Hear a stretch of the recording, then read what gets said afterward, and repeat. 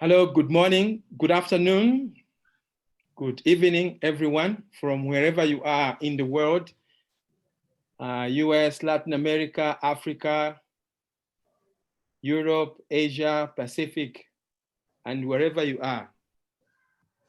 Warm welcome to this webinar series on Pope Francis's vision of an inclusive global economy.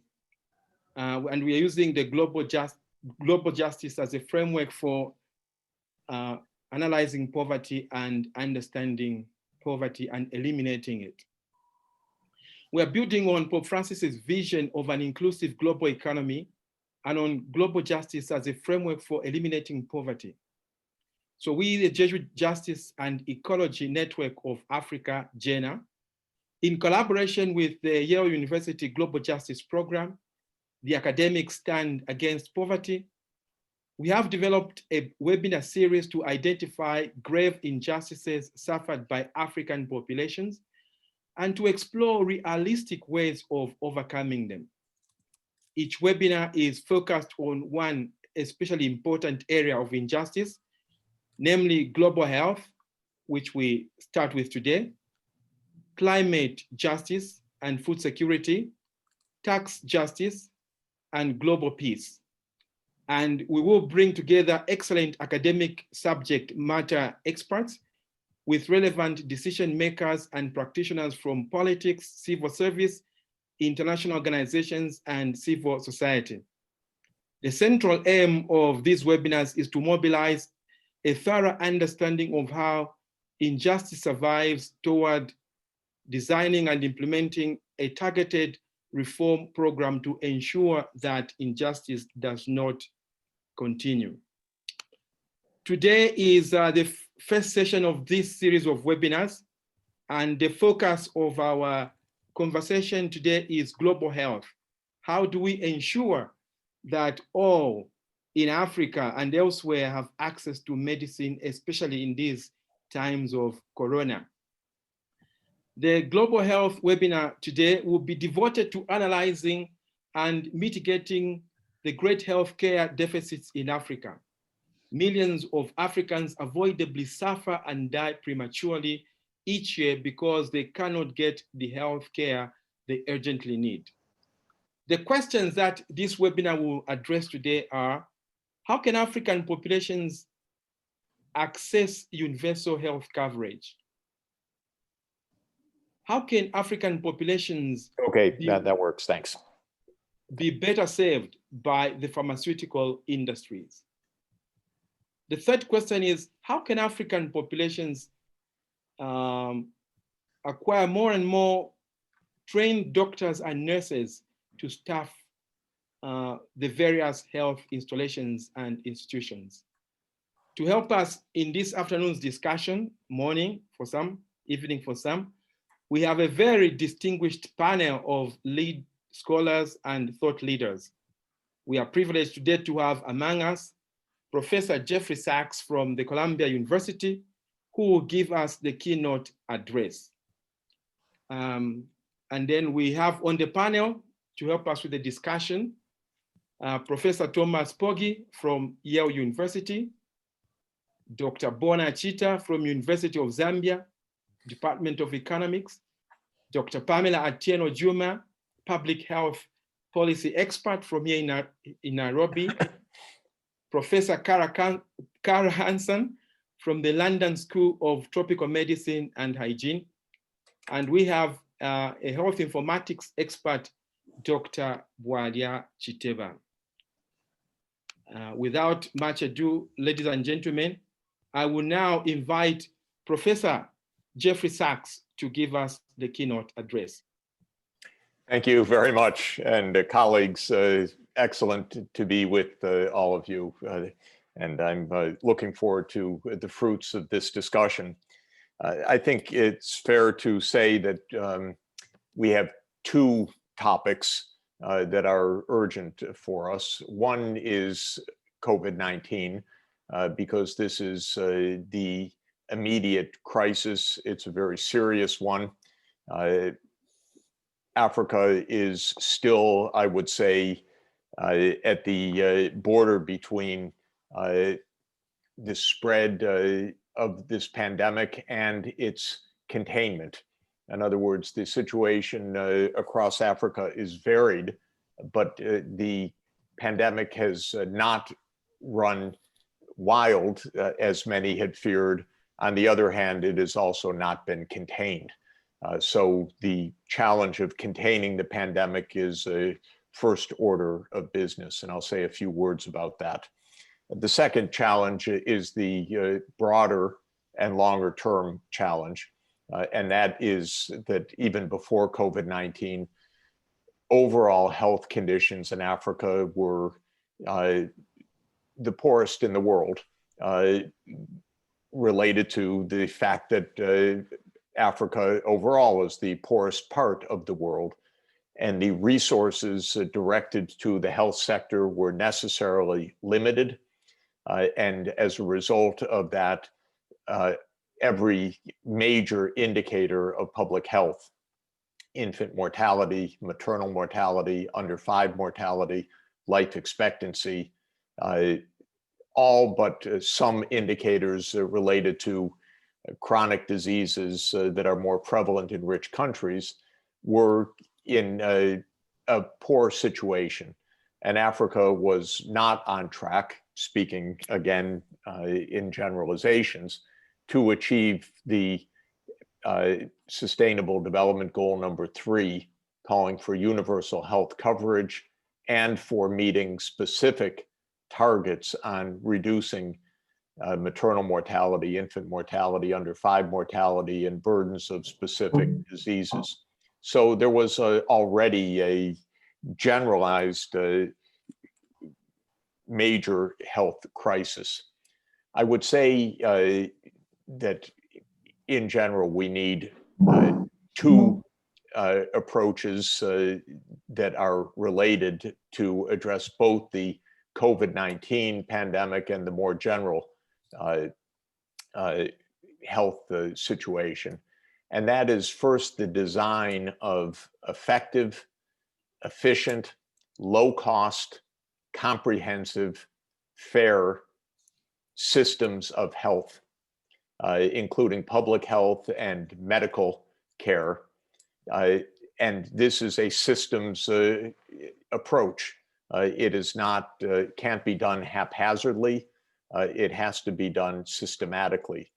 There are several things that are on our side in doing that, most notably the advances in the digital economy, in connectivity, in use of smart systems, in electronic data management, in the ability of community health workers to be empowered by information systems, and the capacities for telemedicine and for deploying artificial intelligence, for example, in X-ray imaging and other diagnostics.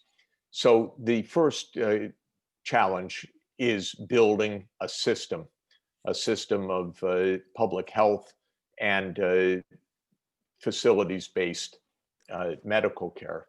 The second is mobilizing adequate resources in order to be able to fund that system. I've been trying to point out endlessly for the last 25 years that in a poor country, say a country with a per capita income of $1,000, that devotes 4% of GDP to healthcare in the budget, this is perhaps $40 per capita, which is not enough to run a health system. So we need to raise added resources. That is the idea of institutions like ACT, the current program for access to tools for fighting COVID. It's the idea of Gavi, it's the idea of the Global Fund to fight AIDS, TB, and malaria, but it is chronically underfunded. But it is still important in the coming decade to have an international financing counterpart of domestic financing, whether it's in international taxation of wealth, which I strongly favor, or other means, in order to mobilize the incremental resources that are needed for effective public health. Let me turn to each of these topics just for a few minutes before we go to the panel. First, on systems. I think we have a lot of experience over the last 20 years of what it means to build a comprehensive health system in a relatively low income setting. It starts with community health workers as a fundamental part of that health system. Trained local workers, empowered with smartphones, tablets, and connectivity to facilities and to technical support in order to be able to provide frontline services to communities. This kind of system has worked extraordinarily well when it has been deployed in the last 20 years in Africa, helping to stop pandemics, helping to contain Ebola, helping to deliver anti-malaria, anti-AIDS, anti-TB medicines and diagnostics. And so I continue to believe that a starting point for an effective health system, even in New York City, by the way, but especially in a low income setting, is with community-based trained workers supported by digital technologies.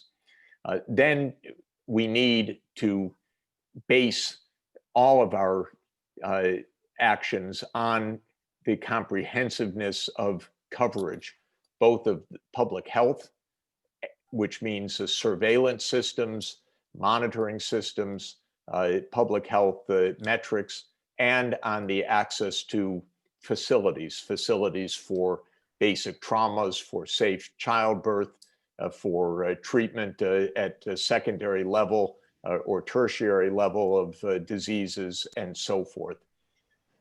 The systematic planning of this kind of comprehensive coverage is feasible, necessary, called for by SDG 3, and shows, in my view, the path forward.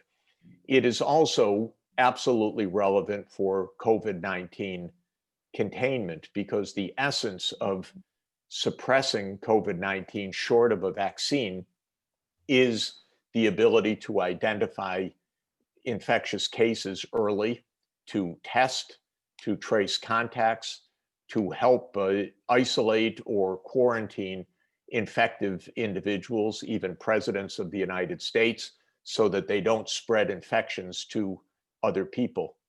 And that is a systemic approach, and it can work in a low-income setting, as it has in a number of countries. And so I think that this is very much part of COVID-19. If there is an effective vaccine developed in the next 6 to 12 months, we need exactly the same kind of community-based systems for the delivery of an effective vaccine. Of course, we're going to have the fight of our lives to get vaccine doses to poor countries, to get them deployed, to beat back against the United States and other rich countries that are going to try to commandeer these supplies or to charge outlandish costs for them. But even with the success of that fight, we would still have the absolute challenge of deployment. And deployment requires systems, and systems require trained personnel and information management. So this is the first point that I would like to emphasize, is our planning capacity across every country of Africa should be continual, should be intensive, should be upgraded, should be at a regional scale. We have the Africa Centers for Disease Control, an important institution that can help. And I believe that this kind of comprehensive, systematic planning based on a digital backbone is key. Where the digital connectivity does not exist, it needs to exist. And for that, we need to turn to the telecoms companies and the tech companies to ensure universal access to the digital backbone that's needed for an effective health system. Then, briefly, there will be more resources needed financially. Finance ministers cannot manage the basic health system that is needed with the revenues that they have at hand. That is not a matter primarily of their priorities. It is a matter of the hard budget limits facing low-income countries. We should be budgeting for at least, and it's still a very low number, but at least $100 US per person per year in public spending for the health system. So I would urge every one of you to look at your national budget, not out of household pockets, I'm talking about out of government budgets, at the level of spending per population per year in the public health and medical budgets. That is mainly the Ministry of Health budget. My guess is that it's more on the order of $30 or $40 or $50 per capita in most countries, and it should be at least $100 per capita, but probably at this stage more on the lines of $150 or so per capita. Then, in order to achieve that level of spending, we're going to need a global solidarity funding system that is far more systematic. If we get rid of Trump, which we're just trying to do desperately in the November election because he is a thug and a danger to the world, but if we get rid of Trump and we have the chance for some decent, honest, global discussion about international financing, COVID-19 will be a wake-up call for the world. I believe that we are headed towards a new global financial conference, something like the Bretton Woods Conference of 1944, but taking place in 2021 or 2022. We need to rethink the global international financial architecture. Low-income countries are going to need their debts canceled. They're going to need new SDR allocations. They're going to need access to low-interest financing on a long-term basis. They're going to need to be able to collect taxes on the digital economy. They're going to need to be able to stop the flight of capital from mining companies and other extractive industries into global tax havens. And that, I think, can be empowered by a new international financial system, which I believe will come in the wake of COVID-19 if we don't fall apart entirely at the global level. And the first step of that is to get rid of the miserable US president in the November election and start rebuilding some kind of sanity in the public system. Having said that, my point is that we should take finance seriously. We should take the international financial structure seriously. And as I always like to point out, this pandemic has created more of a rush to wealth at the top of the wealth distribution of any event in modern history. The wealthy have gotten incredibly wealthier as a result of COVID-19, if you can believe it, at the time that the world economy as a whole is in the deepest crisis since the Great Depression. The very top of the income distribution is reaping hundreds of billions of dollars of new wealth among the top 500 richest people in the world. Just 4 Americans today, 4. That's Jeffrey Bezos, Bill Gates, Mark Zuckerberg, and Elon Musk have a combined wealth of $500 billion. 4 people. So when we think about Africa's health needs, think about who needs to pay taxes, who needs to make major contributions, how we need to reorient the international financial system. So let me close here by saying, build systems, use the digital technologies, deploy community health workers everywhere, fight COVID, because if we don't keep this pandemic suppressed, it will overrun the rest of what we're trying to do. Be ready for the battle ahead, both to procure and to deploy new vaccines or new therapeutics, which is going to be a brutal battle in 2021. And let's take care to continue to mobilize financing so that we can assure universal health coverage, and keep your eye on mobilizing at least $100 to $200 per citizen or per population per year in the public budgets for public health, because that is the minimum that's needed in order to be able to run an effective public health system. Thanks very much for letting me share these opening thoughts today. Back to you. Thank you so much, Professor Sachs. That was wonderful. Just one more question before you quickly we go to the discussion. You have rightly pointed, these webinar reflections using the framework of Pope Francis's vision for an inclusive global economy. So just yesterday, Pope Francis released his latest encyclical, Fratelli Tutti. Just in case, yes. So you probably have perused through it. I have read it word for word. What message do you think it offers for a more just world? Well, first of all, Pope Francis is the most wonderful moral leader on the planet, without question. And his new encyclical letter, Fratelli Tutti, is absolutely a wonderful document about modern ethics.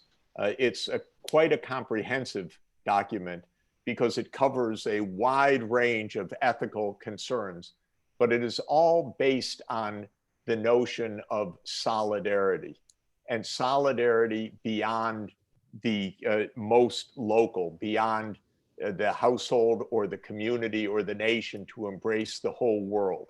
At the core of the new encyclical is the parable of the Good Samaritan, that it doesn't matter that it is somebody from a different ethnos, somebody from a different community. It doesn't matter that we are busy as we rush forward, seeing someone lying in the street.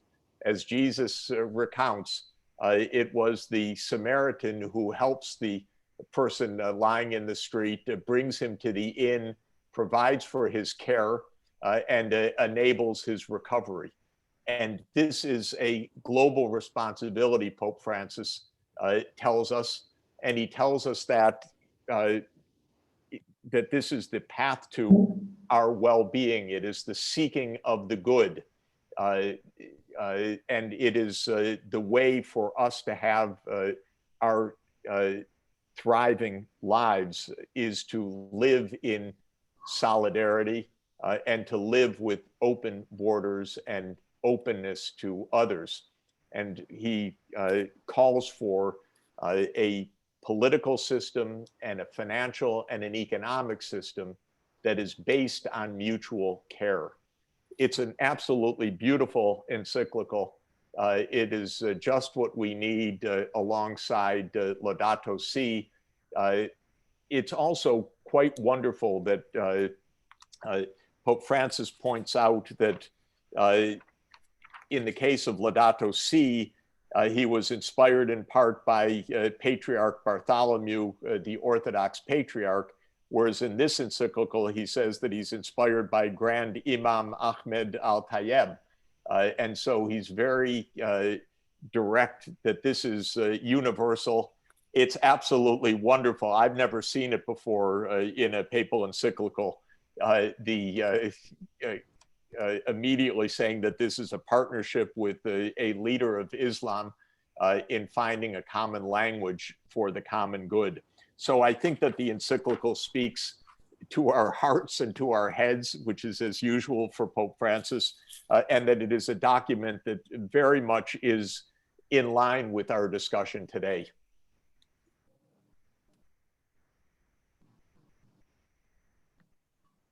Thank you very much, Professor Sachs, for those insightful thoughts on the Pope's new encyclical. Right away, we're going to move to the discussion, the panel discussion, and I'll ask Professor Pogge to expand a little bit more on some of the global justice issues that have relevance for access to health in Africa. Professor Pogge. Okay. So I will see whether I can show you a PowerPoint. First of all, welcome everyone. So this will be mainly about pharmaceuticals, and in particular, the lack of access to advanced pharmaceuticals in Africa. So access to medicines has two important components. On the one hand, we need innovation. The medicines we need must be developed, they must be tested and carried through regulatory approval. And secondly, we need delivery. The approved medicines must competently be delivered in good conditions to patients everywhere at prices that they can afford.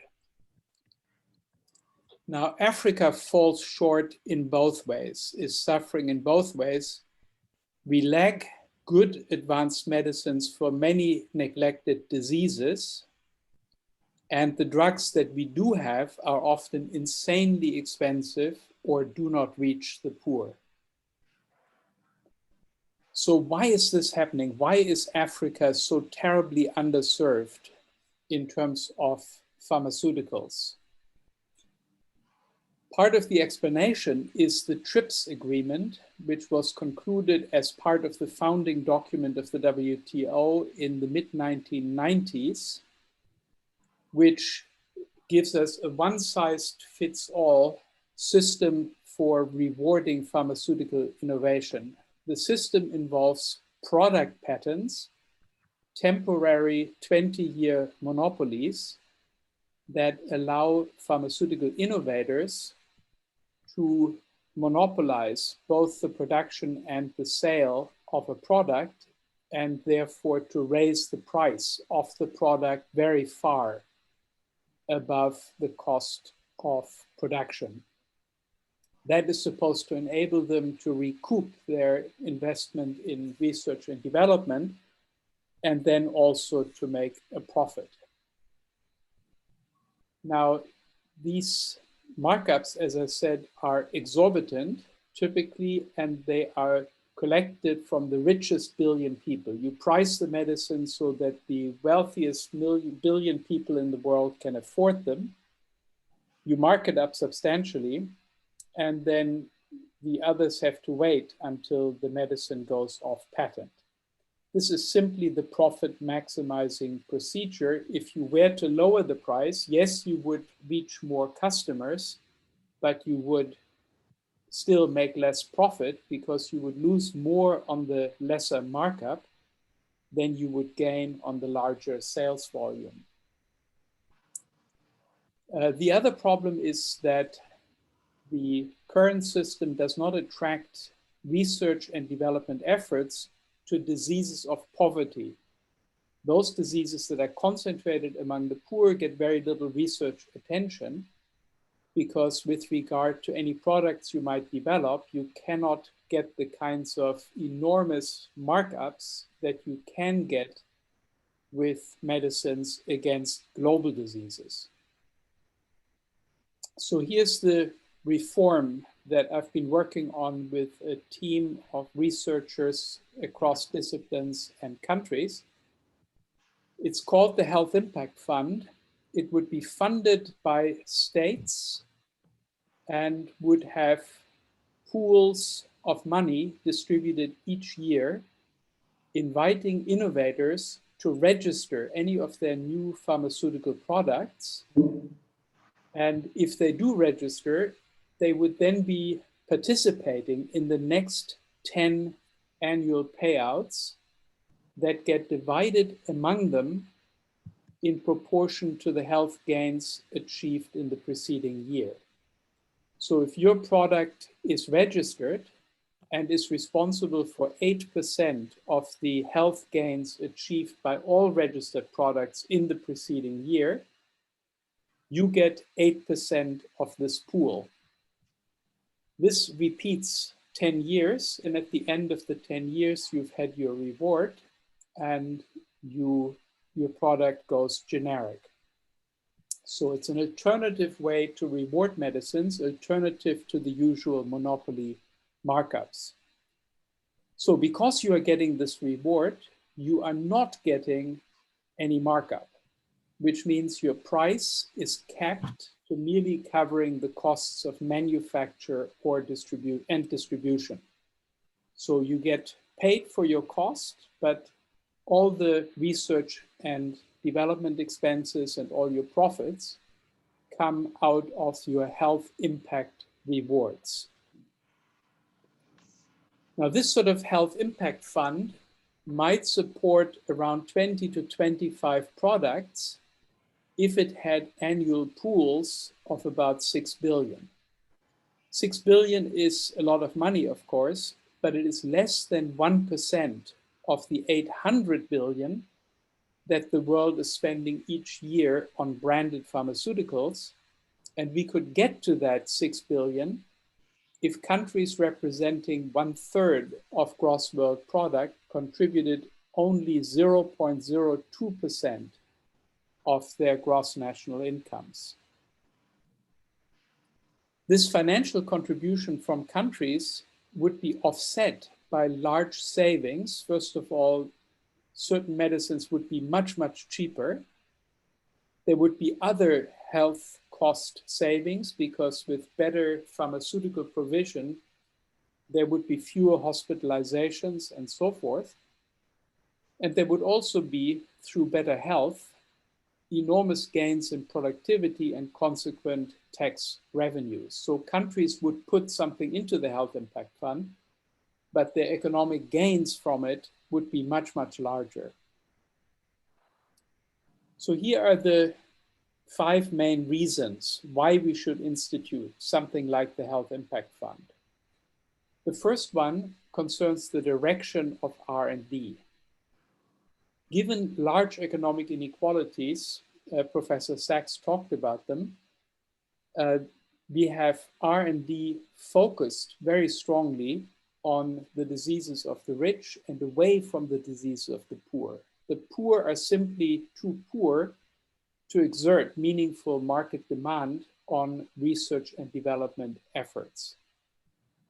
A lot of the drugs that we are currently producing are duplicative drugs, and there's also a tendency to favor maintenance drugs. The most lucrative patient is the patient who never gets healthy and never dies, using your drug again and again and again, and making additional profits for you. Vaccines are not very profitable, largely because governments buy them in bulk and bargain down the price.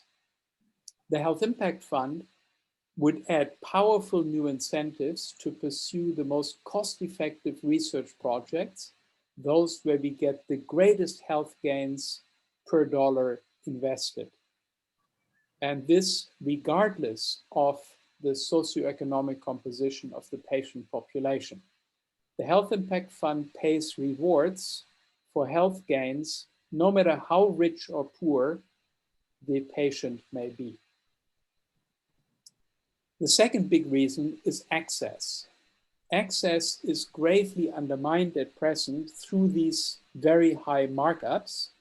I give you just one example. An important disease in developing countries and in many countries is hepatitis C.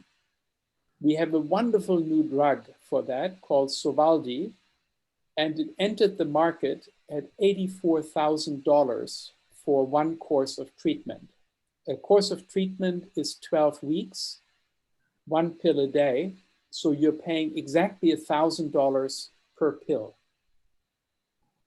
Needless to say, this is hard to afford. The price is lower in some developing countries, much lower, but still unaffordable for the people there, at least the ordinary rank and file people. So what this patent system does is it prevents generic manufacturers who could produce Sovaldi, for example, at very low cost. It prevents them from doing so, and thereby is blocking a life-saving intervention on the part of generic manufacturers, with the result that millions of people die because generic manufacturers cannot reach them with cheap Sovaldi. Now, with the Health Impact Fund, all registered products would be immediately available at or below variable cost. There's a cap on the price. You can't sell it for more money than it costs you to produce and deliver it. And you will often want to sell it at a lower price because the additional health gains that you achieve make you more money than you are losing on the subsidy.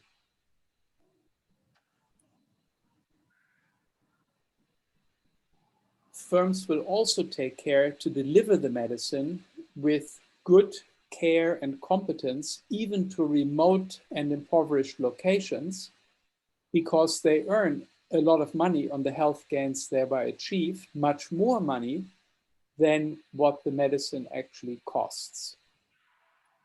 A third reason is alignment. The hospitals and doctors today, especially in the richer countries, often don't give patients the medicine that is best for the patient, but rather the medicine on which you earn the highest markup. Markups are so enormous that they distort prescribing practices, and pharmaceutical companies try very hard to lure patients and doctors toward their medicine in order to make these enormous markups. Again, the Health Impact Fund doesn't have this problem. It rewards providers according to how well the treatment works. And so there's no incentive and no reward for feeding patients products that do not work for them. This resolves the complaint that you hear very often now, also in connection with COVID-19, that pharmaceutical firms are putting profits over people. They do in many cases, but really we should complain not only to them, but also to ourselves and say, if pharmaceutical companies face a painful choice between profits and people, then we have organized the incentive system poorly by forcing them into that choice. Profits and people should be aligned, and we should reshape incentives in that way. The fourth reason is the enormous waste of the present system. Companies have to patent in many jurisdictions. They often take out dozens of patents, even in a single jurisdiction, in order to protect their monopoly as long as possible and to intimidate competitors into staying out of their hair. They have to defend these monopolies through constant litigation, look for infringement and threaten litigation or litigate. They are constantly gaming, trying to extend their patent monopolies as long as possible.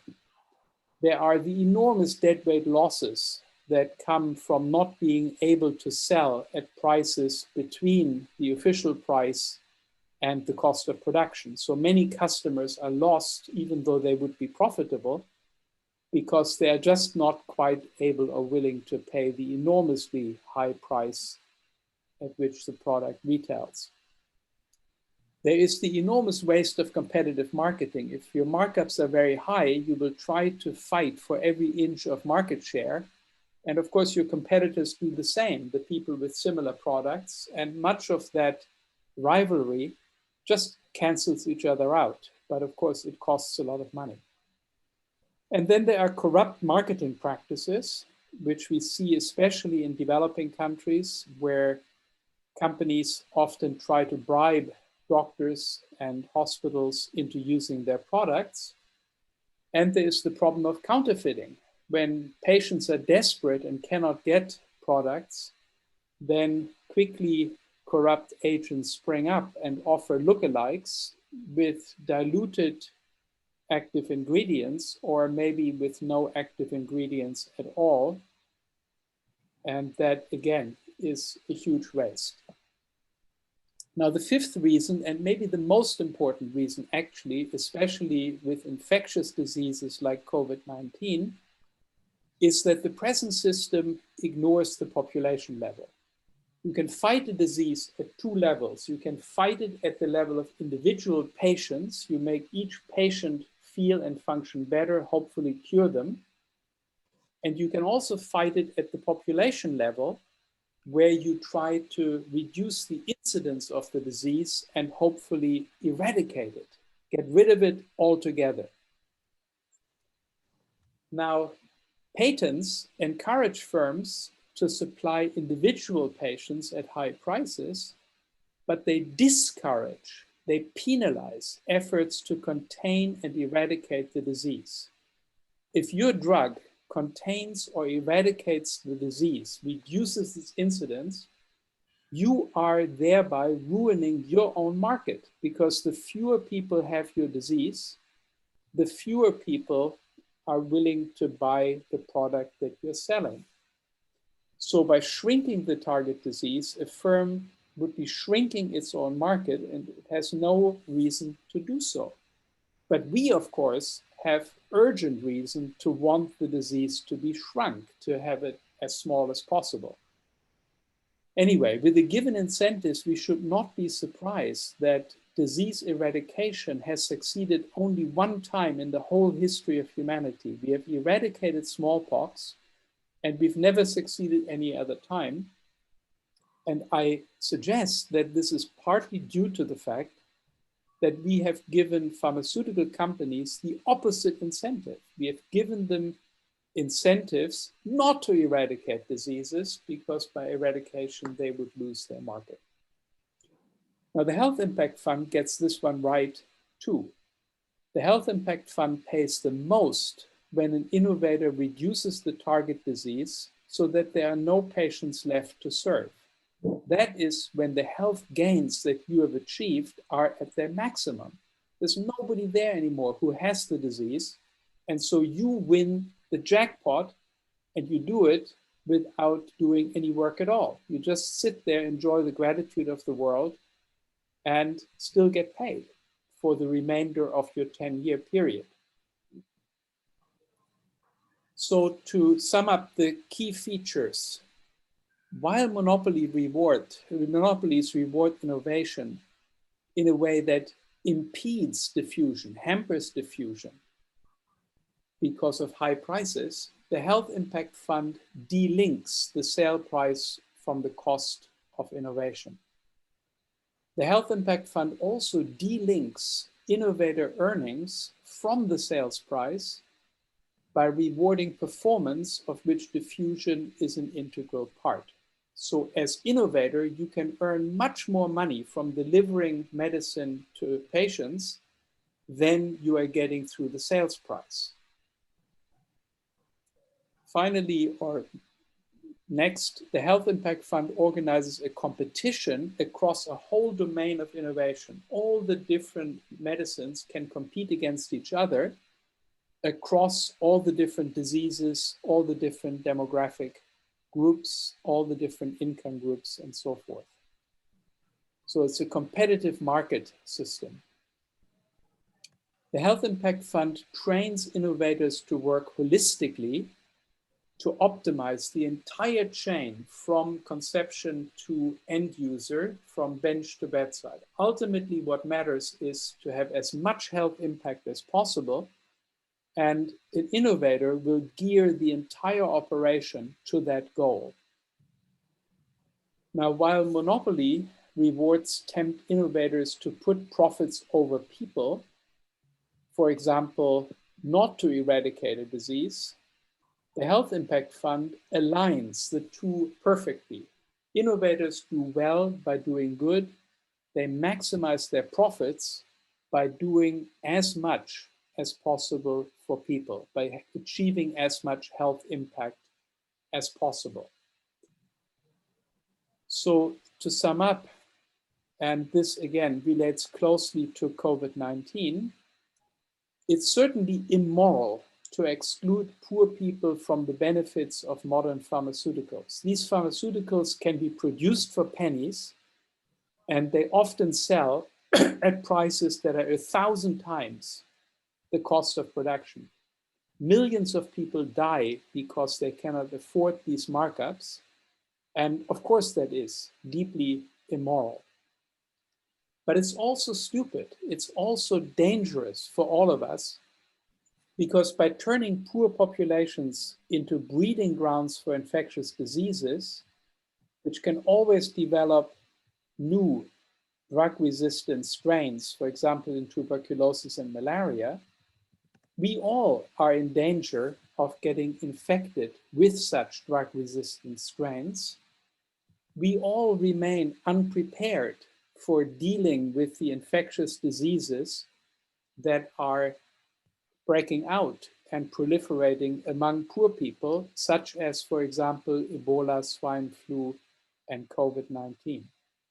So this is not even a smart move, but rather it's quite stupid, even from the point of view of wealthier populations, not to introduce something like the Health Impact Fund that proactively addresses the diseases concentrated among the poor.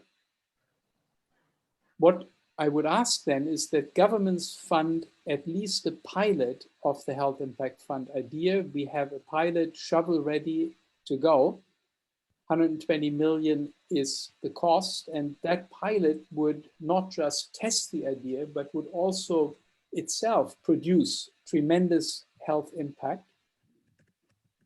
And in parallel, we should also work on extending the idea, the impact fund model, to other domains of innovation where intellectual property rights, these monopolies and the markups they produce, again, hamper the dissemination of important innovations, for example, in agriculture, in green technologies, and in education. Thank you.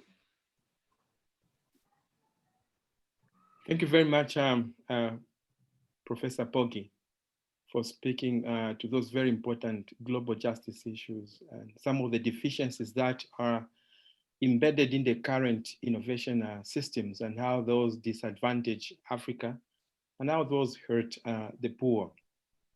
Turning to you, Dr. Pamela Atieno, in the face of such deficiencies at the global level, what do you think African governments must do to ensure that some way or other they find a solution to such impediments to access to health? Dr. Atieno. Okay, thank you. Thank you, Father Charles. Just to add to what the previous presenters have talked about, with the issues of healthcare system in Africa and issues of access have been mentioned, have been highlighted by Professor Sachs. And there are lots of solutions that have, have been suggested over and over again through the global meetings, global commitments. And as we are struggling now with COVID-19, remember in Africa, previously we've been talking about infectious diseases, and non-communicable diseases are also on the rise. And all these require improved healthcare. So to enhance access to care, first of all, we need to redesign our healthcare system. And redesigning our healthcare system, we need to look again at what the key pillars of health that are proposed by WHO, looking at issues of enhancing skilled workforce, having more skilled workforce, because as it is in Africa, that's the issue of human resource is still a big issue in the healthcare system. And even now with COVID-19, it's even worse because we lack skilled healthcare personnel, including specialists to manage simple things like pneumonia. So again, we need to look at issues of commodities and supply, which the previous presenters alluded to, issues of information systems to guide healthcare planning and provision of health services, issues of infrastructure. Again, with COVID-19 has just exposed these weaknesses, even in the in the developed countries, where some of the specialized care is still a challenge because we do not have adequate infrastructure in Africa. And improving primary health care. This is key to universal health coverage, strengthening primary healthcare structures and integrating both infectious diseases like HIV and non-communicable diseases, which are linked to the current deaths in COVID-19. So we need to look at the entire healthcare system and redesign it with more emphasis on improving primary healthcare, community-based healthcare, empowering community-based health workers with existing new technologies, including digital technologies. I'll not dwell on that because that has been mentioned. The other key area is financing. Again, we've talked about inadequacies in financing. We know that Africa has, many countries have different kinds of financing mechanisms, including major budget allocations from the government, which are still inadequate, insurance systems, and community-based systems. Those are just some of them. But again, to improve financing, I think we need to, countries are not the same. We need to pay attention to different contexts. And given that countries have different political and economic contexts, the move towards achieving universal health coverage will not be the same, and the solutions might not be applied in the same way in all the countries. But basically, countries need to increase public financing for healthcare systems. These include more emphasis on domestic financing, as we also advocate for more external financing. And as some of the suggestions for improving domestic financing is simply, strengthening the prepaid financing system that exists within the healthcare, our current healthcare systems, looking at the social health insurances, community-based insurances, and the tax systems. So we need to broaden the base for healthcare financing in the countries to reduce the out-of-pocket expenditure, which is driving many households and many communities into further poverty. And so to increase financing, our country should also fulfill the commitment they made in allocating 50% of their annual budgets through the Abuja Declaration to the to the health sector. So far, very few countries, I think Botswana is one of the countries that has achieved that. But again, there are still local challenges that have to be addressed. to achieve that. A lot of countries are still very far from achieving. There is a commitment made several years ago in 2001. And donors should also fulfill their commitments for development assistance to the countries.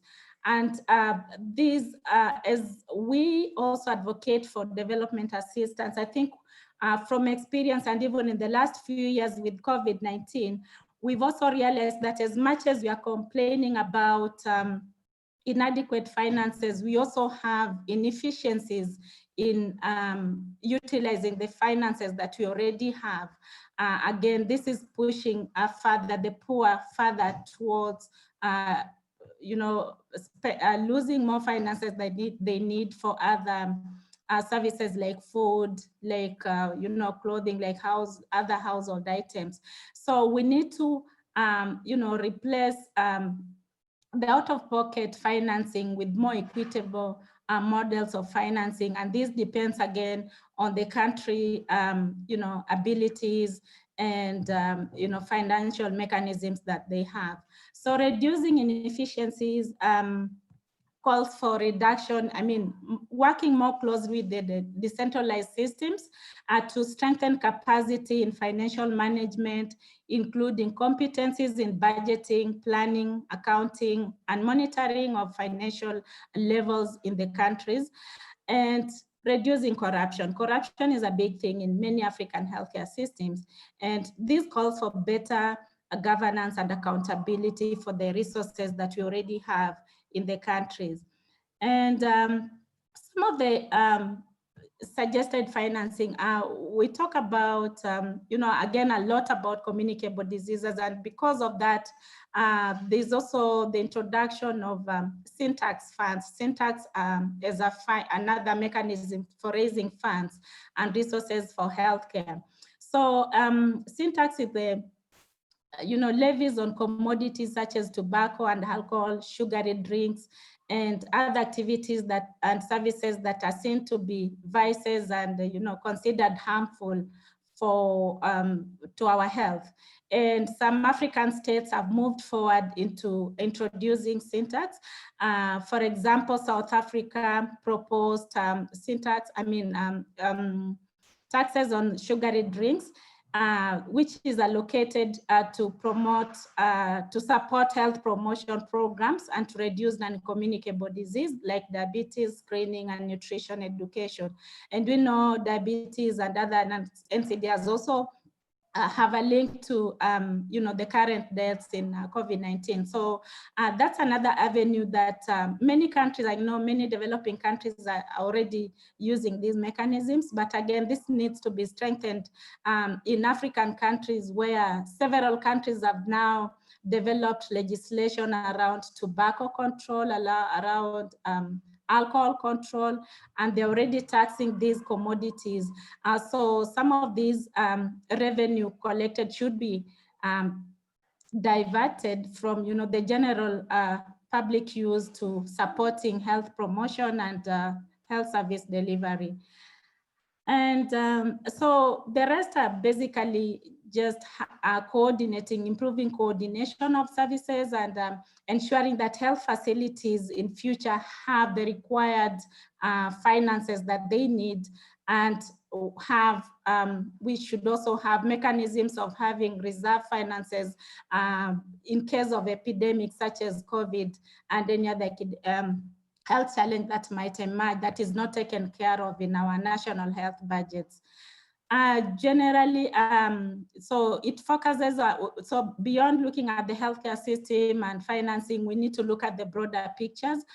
The broader picture includes issues addressing inequalities in health. Again, if you look at our healthcare system, many people still do not access services because they cannot afford. And even those who cannot afford are not getting the quality of services that they need. So addressing inequalities is cardinal in reducing, the general inequalities in the countries, but also inequalities that are observed globally in healthcare services. And we need to, again, address the broader picture, the issue of climate change. So the impact of climate change and air pollution will, continue to exacerbate mortality and morbidity in the countries in Africa in general. So again, health crisis and prevention of, communicable diseases and infectious diseases rely particularly, we need to put countries into account to develop policies that address climate change and again, make them accountable for the commitments they have made globally to address climate change issues. Of course, this again will reduce the burden of disease and reduce the the challenge that these diseases cause to the healthcare system that are already weak and cannot accommodate certain number of patients because of the lack of infrastructure that is required. I would like to stop there, but the last point I would like to maybe emphasize the issue of research. We need research to improve healthcare innovations at all levels, and to improve research and innovation in African countries. Again, there are various challenges. Our research production is still very low compared to other continents, the developing countries. And one of the reasons is because of low political commitment in supporting research and innovation activities. So we need to improve regulatory and policy environment for research to thrive.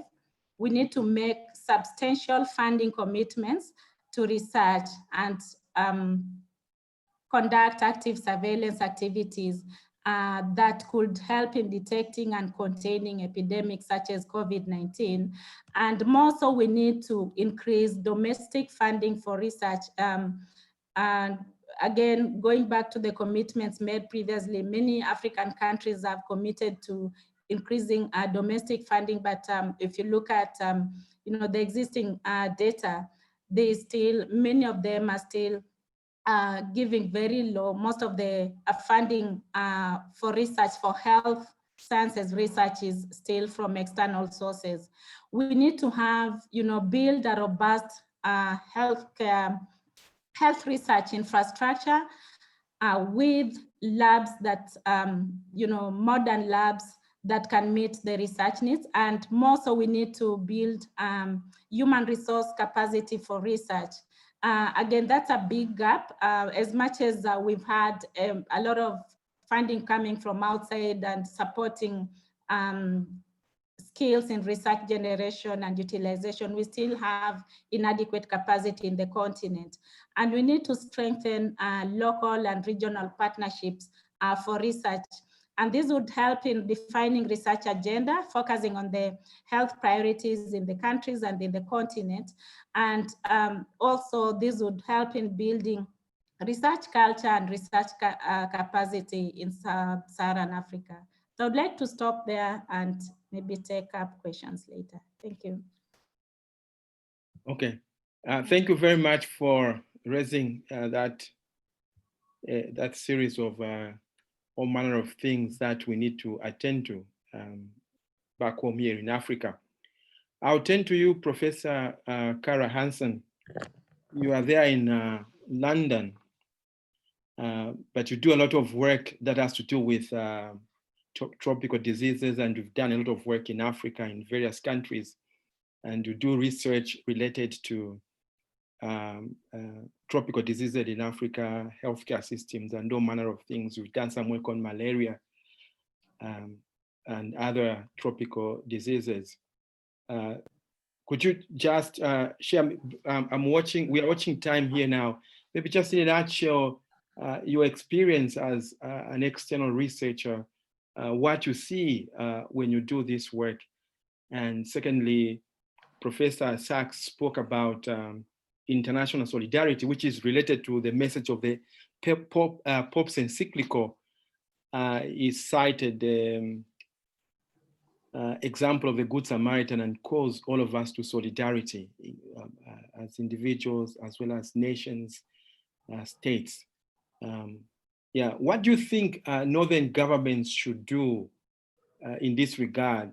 But also, what is the responsibility of African countries as well in ensuring that this solidarity bears fruit? Thank you very much, Brother Charles. And it's very difficult to follow such incredibly inspiring speakers. But let me see if I can come up with a couple of things. First, just to link back to Professor Sachs. So I first met Professor Sachs when he was chairing the Commission on Macroeconomics and Health. And there was a lesson, there was a story there about the fact that not only does poverty cause ill health, but ill health causes poverty. And I think then we had in mind a transmission channel that was about the effects of illness on individual productivity. But I think one of the things that COVID has showed us is that there are a couple of new channels through which we can understand how the economy and health are entwined. So one of them is is through the channel of lockdown, the interruption of economic activity, not just at the individual level, but at the societal level. For very good reasons, in order to protect against disease, but with an enormous impact on those households that are the most vulnerable. And certainly when I've been listening to my colleagues who've been doing work trying to capture the effects particularly in urban areas of economic lockdown in response to COVID, it's been very striking, the very sharp reductions in consumption that people have experienced as a result of COVID-19. The other channel I just wanted to point to is also about education. I think it's estimated that about 1.5 billion children and young people are out of school at the moment. And if we think about the long-term implications for their own labor market prospects of this interruption in human capital development, I think there's lots of reasons to be concerned about the long-lasting effects on the economy that we know will have negative effects on health in the future. And I say that partly to speak to this issue about kind of solidarity and coordination. So it's pretty clear actually that the big economic consequences of COVID will not be just the short-term shutdown economic reductions in economic activity from lockdown, but from the broader implications of the global economic slowdown. So now more than ever, it is a time to work together to think about how do we work collectively to address the slowdown in economic growth, and the responsibility of governments in high-income countries to do more than their part to encourage economic stimulus. I think that issue of coordination and mutual responsibility also is very visible in terms of the coordination and access to vital commodities. So we saw this scramble for PPE that was happening not just in Europe, but across the world back in March, April time, the scramble for lab reagents that led to terrible interruptions in supplies.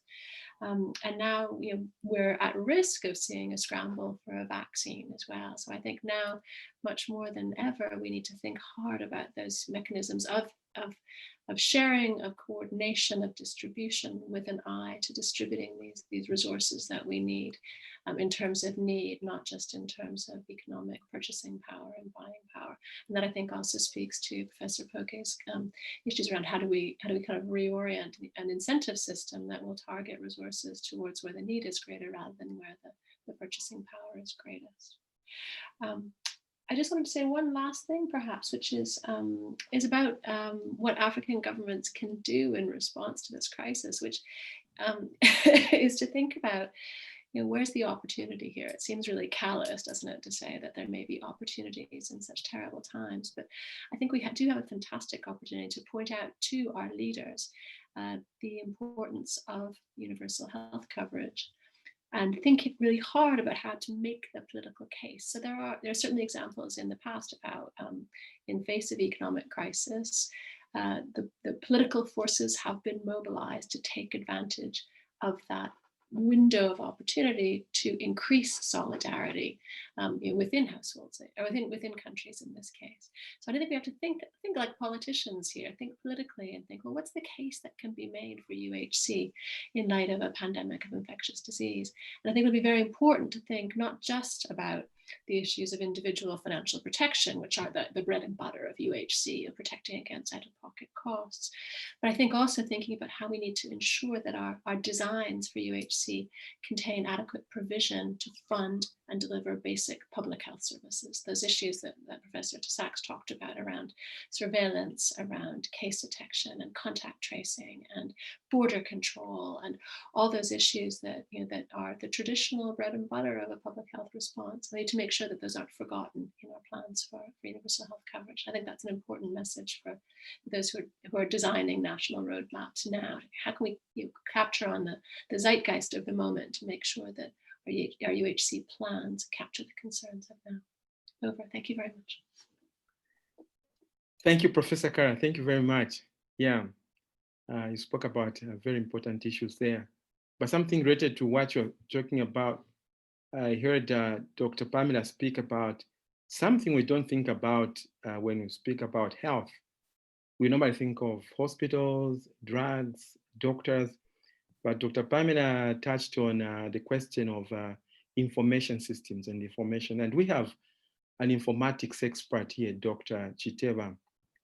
Dr. Chiteba, maybe you can throw a bit of light there, the role of information and the need to develop information systems in responding to diseases. How has it been like, first of all, to start with COVID, how has information been a key ingredient in responding to COVID? And what more do you think we should do to privilege the importance of information in healthcare in Africa?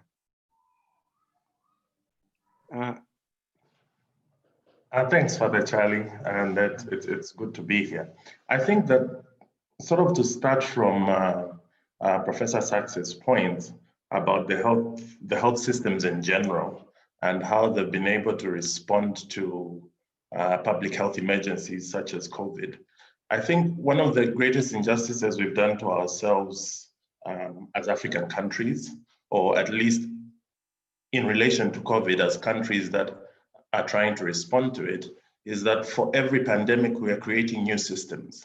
And so we're not building on the systems that have existed in order to improve those and make them more routine, thereby resulting in better surveillance systems that are able to detect pandemics such as COVID early. And I could give you an example of something in Africa that we've sort of had to deal with for a while, and that is an intervention for contact tracing. If you look at most countries in sub-Saharan Africa, we've had to deal with epidemics such as cholera and even Ebola.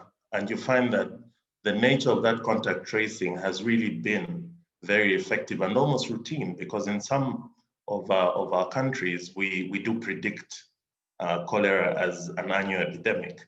And so all the emergency measures that any other country would look at as emergent would really be routine for us. And so when we are faced with pandemics such as COVID, how do we then make sure that we look to the systems that we already have and sort of tailor them to meet the need that's presented by such a pandemic? And I think that this really throws us back at the science itself, because the information systems, as we speak of them, are really only evidence of the science. It is what evidence do we have and what assumptions can we apply to that evidence in order to sort of derive some truth for what's really happening.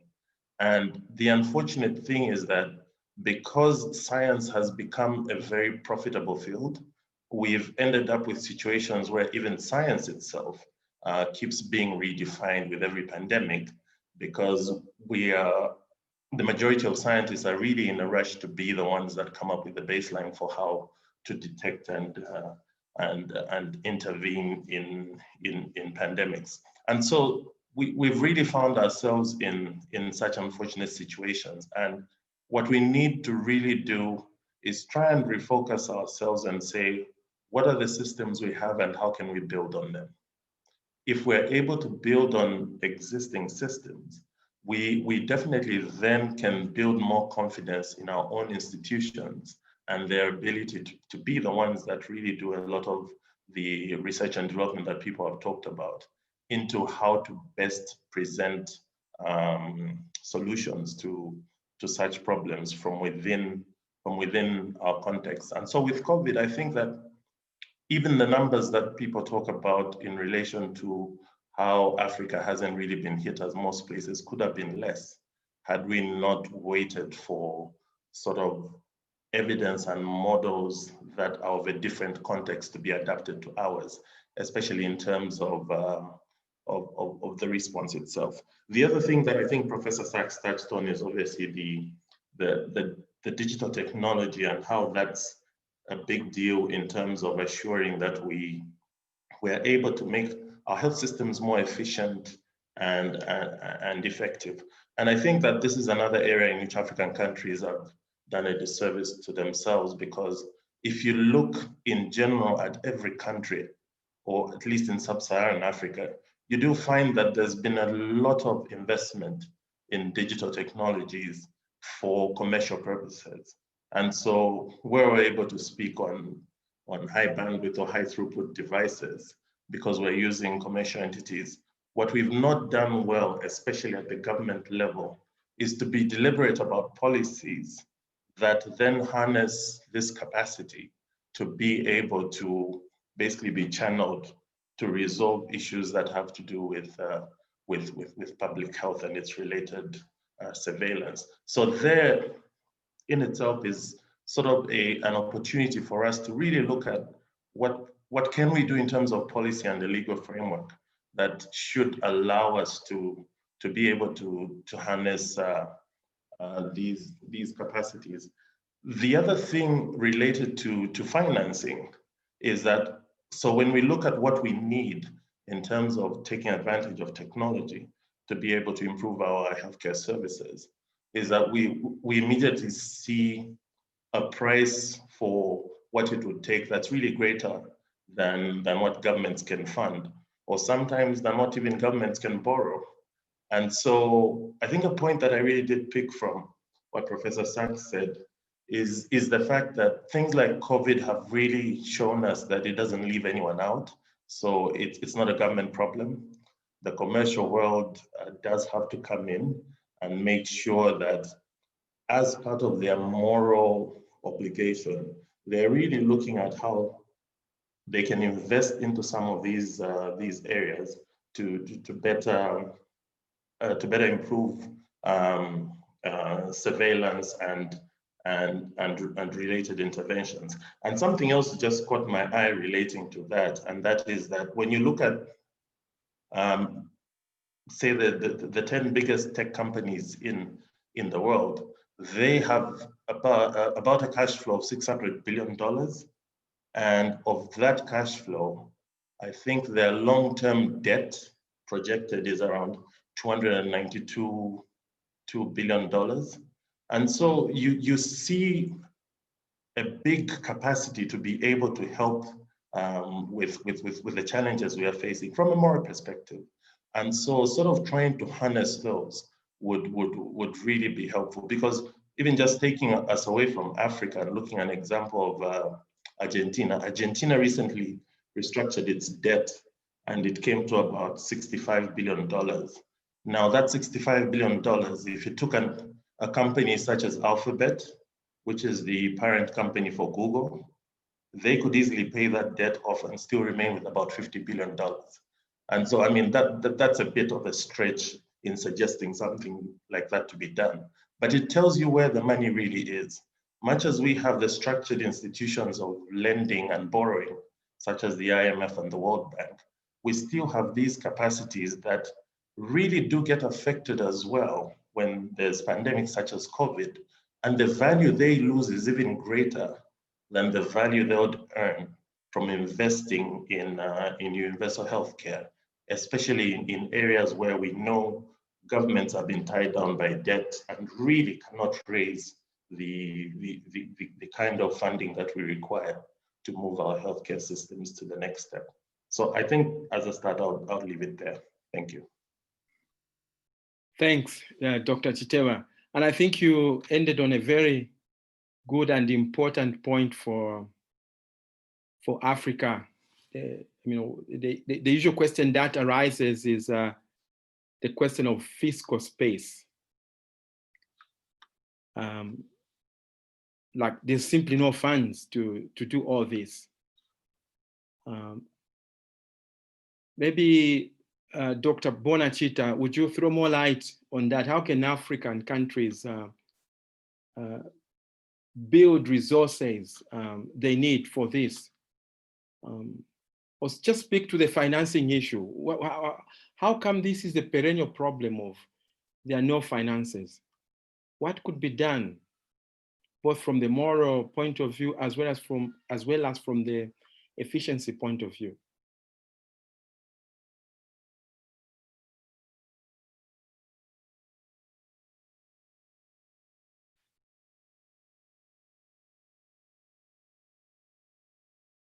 Dr. Chitah, do you want to unmute? I have to unmute. Yes, I forgot. Yeah, I think I've been idle so long, I forgot that I muted the mic, right? Thank you, Father. I have unmuted. I was saying, yeah, I think each of the previous speakers has really touched on this issue of financing resource mobilization and its obvious impact. So perhaps what I probably need to do is respond to it in a roundabout way. And I think a good place for me to start off is from where Kara Hanson started, which was the poverty and health, health and poverty, that relationship. And also to try and say, well, if we have, now that you've asked the question, this resource constraints as a result of principally where we are in terms of our GDP and our health needs. And then we have these objectives of equity and equality. How do we optimize available resource? So because resources can either be mobilized or they can be saved, and in the ideal world, and then you hope that that allows you, facilitates expenditure on an expanded set of interventions. Easier said than done, perhaps. But at least you are involved in a process of trying to eliminate inefficiencies and improve how the returns on those resources, something that we heard concerning the pharmaceutical element. And on this score, again, I would like to perhaps think that it's very easy for me to perhaps get involved in issues of cost effectiveness and the like approach, those types of approaches in efficiency. But I would like to perhaps consider the question of, do we have the right systems? Do we have the right issues? Are we dealing with the determinants of poor health, population health, for example, to put it a little bit more specifically? And I didn't hear this in the earlier discussions from the keynote speaker, Professor Sachs. And he mentioned design of a low-cost system as a probable intervention, which is fine. But it still doesn't address the determinants. And until we address the determinants, we do not really know how to address the question of the implication raised by equity and justice, equality and justice, and health need and justice. We need to change the global health policy which is dominated by, one could say, neoliberal pursuits, which is the issue of pharmaceutical profits and incentives that is generated by the dominance of the pharmaceutical companies, and allow these approaches in reshaping global health policy and a focus from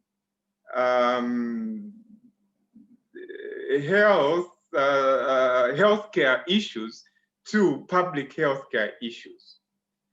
And in that change on reform of the system, try to see how we can best utilize our resources, and then add in those obvious resource mobilization strategies or interventions that could hopefully, such as the Gavi, the anti-TB, all these, the proposed drug fund, what was that you called it? So those elements should be part of a bigger picture, if really there should be advocacy about how do we ensure that there is a direct bearing on poverty. And that means addressing the causes of poor health. And we need to identify what those determinants are that lead to poor health, and how we really mitigate them. And so far, I think we're not doing that adequately or sufficiently. And that's part of where the challenge would be. One way of, in addition to what others have said already, is to go back to comprehensive primary healthcare, in my view, because it lays out the principles. And the lack of priorities and resource misallocation, which could be the starting point to efficient resource mobilization. Cut out the waste, cut out the lack of, we're building state-of-the-art hospitals for a population that is suffering predominantly from infectious diseases. The whole priority setting is a little bit upside down and totally, well, not totally, but a little bit irrational, should I say. And this also comes from the fact that our domestic health systems are not being synchronized or responsive to the global health system. We want more pharmaceuticals, right? Okay, already we are at the bottom of the consumption of, we're at the top of dependency on pharmaceuticals, for example. China and so on may import somewhere around 5 to 10, 15%. Yet Africa is not really short of the technology to produce these low-cost interventions, but we go into the high-cost end, and we want to treat cancers which constitute such a small dimension of our epidemiological profile. And it boggles the mind what exactly we want to achieve. So I think those are the elements that, part of the elements that if we are focusing on access or focusing on coverage and utilization and the balance between of health need among our population, and also the global imbalance in terms of the equity differences between the rich and, let's say, the north and south, we've got to start advocating for change that mitigates those areas of insufficiency, of misplaced priorities, irrational use and application of resources, and just poor priority setting, as well as the systems, that there has to be change in the systems because that impacts the priorities. A low-cost system, talks to human resource. We know human resource has established, evidence has been established around, let's say, reproductive health and child health. We're talking about, let's say, doctor population ratios of around 1. 1 point something. And in Africa, and you talk about 22 in England or Denmark or the Netherlands, and that's a huge gap. Yet we subsidize the British health system, all right, with our nurses, our doctors. We subsidize the New Zealand health system, the Australian health system, not to mention all these other health systems. That's a huge cost to us. I'm not talking about reimbursements here, but I'm talking, I want to raise the issue around how we need to, I mean, the health workers can go, let's train more. We need to invest in the training schools. I'm not saying we stop them, but we don't produce sufficient numbers. That's partly our fault, and it's partly a fault of the order, the international order. And those have to be reformed. So let's not just talk about the design of low-cost systems. Let's identify what is wrong with the current systems and how this low-cost system is in what it intends to achieve. And I thought that was lacking. So let me end it there. Yeah, thank you very much. Thank you very much for your brilliant insights. Yeah, and we are slowly coming to the end of our webinar, but maybe just to close, I'll get back to you, Professor Hanson. Can you give us maybe 2 or 3 things that the global community must attend to ensure that there's access to healthcare? Things that could make things move, because we know all these problems.